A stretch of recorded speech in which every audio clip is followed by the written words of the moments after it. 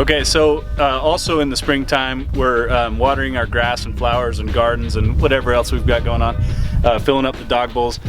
Hose bibs are a very common flood that we see around this time, and what happens is there's like a frost-free section of the hose bib within the wall where the shutoff valve is actually a foot or so back in the wall.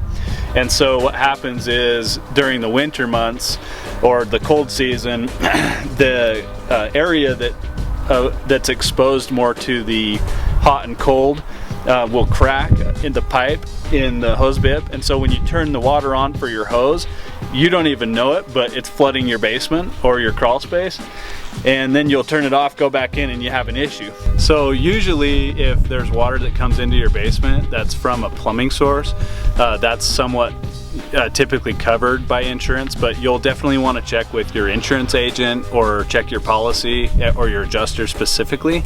But what we see is sometimes flooded basement from a hose bib might not actually be terrible, like a big project or a huge financial burden. We're able to work with you, give you a good price on it, and you don't actually need to turn in an insurance claim.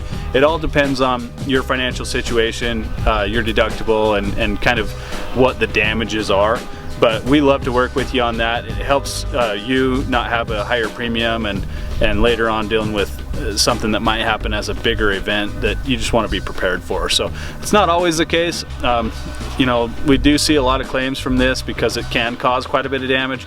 But ultimately, we just want to make sure that you have all the information at your fingertips to make the best decision to your situation. So I hope this is enjoyable and helpful to you, flood prevention tip, and it works out and you're able to be prepared for this year and spring and the years to come. Have a great day.